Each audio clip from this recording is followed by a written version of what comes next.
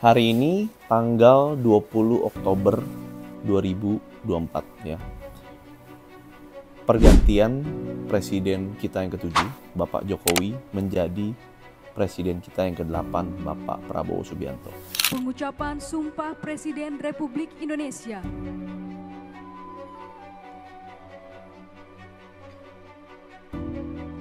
Bismillahirrahmanirrahim. Demi Allah, saya bersumpah akan memenuhi kewajiban Presiden Republik Indonesia dengan sebaik-baiknya dan seadil-adilnya. Nah, kebetulan hari ini adalah hari pertama gue akan memulai channel YouTube gitu.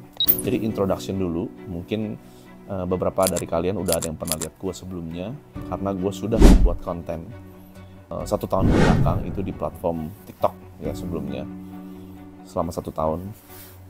Dan kenapa gue mulai mau mencoba untuk membuat di YouTube? Karena di TikTok itu durasinya pendek, hanya mungkin maksimal 1,5 menit sampai 3 menit. Di sini gue bisa beropini lebih panjang lagi ya. 10 kali lipat, bisa 15 menit, bisa 1 jam, terserah gitu. Jadi tempat ini akan menjadi tempat gue mengeluarkan opini gue. Jadi isinya adalah terserah gue mau ngomongin apa gitu ya. Karena menurut gue juga kualitas penontonnya agak sedikit berbeda di sana dengan di sini. Ya di sana mereka agak short span gitu. 30 detik bosen, 30 detik bosen. Nah, mungkin kalian di sini agak lebih pintar ngomongnya. Jadi lebih akan ada banyak diskusi dan perdebatan. Itu satu. Oke, kita akan ngomongin pergantian presiden. Kalau misalnya kita lihat, ini sebagai rakyat jelata ya, pandangan gue aja. Kalau kita melihat presiden itu, Pak Jokowi, itu orang yang kayaknya lembut gitu kan. Seperti bisa dibohongin, tapi sebenarnya dia tegas. Ya, tapi kita taunya lama kan. Setelah berapa tahun kita baru tahu ternyata Pak Jokowi tegas. Nah, kalau Pak Prabowo ini, dari awal udah kelihatan tegas. Ya semoga aja dengan majunya dia sebagai presiden kita yang ke-8 benar-benar membawa wibawa lah buat Indonesia ya. Tapi hari ini gue ingin membahas mengenai kebijakan-kebijakan Pak Prabowo ya.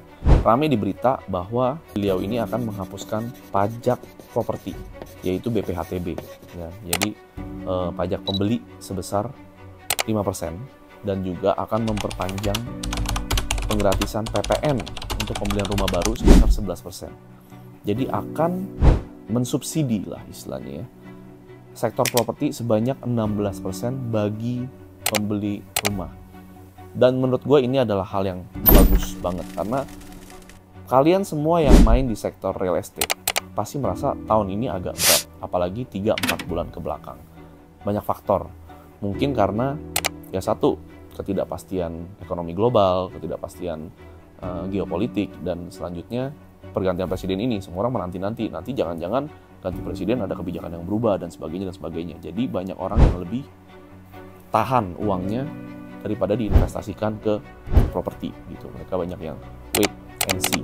Nah, udah gitu kalau kalian lihat berita juga banyak yang terakhir ini ya, deflasi selama beberapa bulan berturut-turut. Jadi harga rupiah menurun, daya beli menurun, terus udah gitu kelas menengah makan tabungan, ya itu memang benar, memang kejadian. Kalau yang di atas sih nggak ada masalah gitu ya. Jadi semoga setelah ini akan terjadi perubahan yang bagus.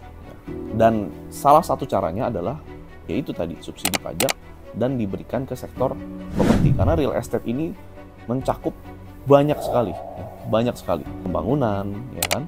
Jadi kontraktor kena, terus udah gitu bahan dasar besi lah, batu bata, tukang, semen, cat, genteng, itu banyak sekali industri yang masuk ke dalam sektor properti. Jadi menurut gua kebijakan ini sangat bagus kalau memang terrealisasi. Lalu selanjutnya mengenai PPN yang akan naik lagi di tahun depan, 12%. Nah ini gimana? Karena udah dimasukin ke dalam undang-undang ya, seingat gue ya. Jadi kalau misalnya diberlakukan ya apa boleh buat. Tapi sebaiknya jangan. Kenapa? Karena kita naik 10 ke 11% aja, ini daya beli udah anjlok. Kalau naik lagi ke 12%, yang miskin bakal tambah miskin. Itu sudah pasti. Lalu selanjutnya ada lagi kebijakan mengenai tapera yang mengharuskan semua pegawai itu dipotong. Kalau nggak salah nih, gue lupa ingat. Perusahaan yang gaji harus memotong 0,5%, si karyawannya dipotong 2,5%. Nah, dana itu kan ditabung, jadi boleh ditariknya nggak tahu kapan, berapa tahun kemudian untuk membantu mereka membeli rumah. Nah, sedangkan di satu sisi, pejabat negara, ASN atau DPR, gua lupa, itu dikasih budget 50 juta sebulan untuk sewa rumah. Ya kan gila. Gitu. Semoga ini juga nggak jadi. Gua nggak terlalu peduli lah sama politik ya.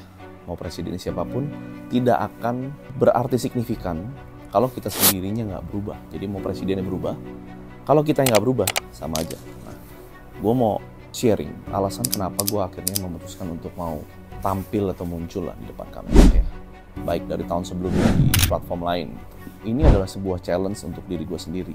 Goals-nya itu bukan uang. Nah, jadi dalam setahun ke belakang, pada saat gue membuat video dalam short form itu, ya gue bilang, gue akan membuat video setiap hari selama 3 bulan, apapun hasilnya. Itu untuk melatih dan men-challenge diri gue, karena menurut gue, ya ini akan jadi judul video ini. Going digital is the only way. Udah nggak ada cara lain. Umur kita akan semakin bertambah, yang bawah akan semakin naik. Ya Gen Z, Gen Alpha akan menggantikan kita, replace kita. Dan mereka adalah native dunia digital. Ya, jadi ini sama seperti pada saat lu pegang pager, tiba-tiba ada handphone, jadi chat. Itu perubahan yang drastis gitu. Nanti akan terjadi hal yang sama. Daripada gua nanti menyesal pada saat gua umur 40-50, kenapa gua nggak mulai ini sebelumnya? Jadi gua berpikir, ya udah kita mulai aja. Karena menurut gua lebih baik gagal daripada tidak mencoba. Jadi itu alasan gua untuk mencoba gitu. Dan karena gua punya beberapa usaha lah ya. Dan cara yang paling gampang untuk memarketingkan usaha itu adalah going digital. Walaupun gua ini orangnya sebenarnya nggak suka tampil di depan kamera gini, ngomong, gak suka gitu. Tapi apa boleh buat, kita harus men-challenge diri kita, jangan stuck di comfort zone. Jadi buat kalian yang nonton, buat kalian yang bingung mau mulai apa dari mana, menurut gua hal pertama yang kalian lakukan adalah going digital gitu. Apapun itu, mau bisnisnya, mau orangnya. Dan ini adalah bagian dari personal branding ya. Jadi menurut gua personal branding itu sangat penting. Gua akan kasih contoh misalnya Elon Musk. Elon Musk punya banyak perusahaan.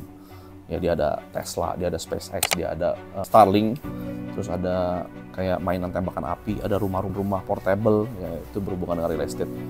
Nah, itu semua dia tidak perlu mengeluarkan cost marketing terlalu banyak, karena apapun yang dia buat akan diliput oleh media, akan di cover oleh media, karena personal branding dia udah begitu kuat gitu. Jadi buat kalian yang bingung gimana sih caranya mulai usaha, gimana sih gue mesti ngapain dulu, menurut gue hal pertama yang harus dilakukan adalah going digital. Ya terserah mau usaha lu yang maju atau lu yang maju, tapi lo harus muncul di online. Karena sekarang menurut gue udah nggak ada lagi tuh orang searching sesuatu. Lu mau tahu tentang sesuatu, lu carinya di Google Search, itu udah hampir nggak ada. Lu pasti carinya di sosial media. Jadi lu harus ada jejak di sosial media supaya lu bisa berubah gitu. Jadi video ini adalah tentang transformasi digital. Dan hari pertama gue muncul di sini bersamaan dengan ganti presiden. Sampai jumpa di video selanjutnya.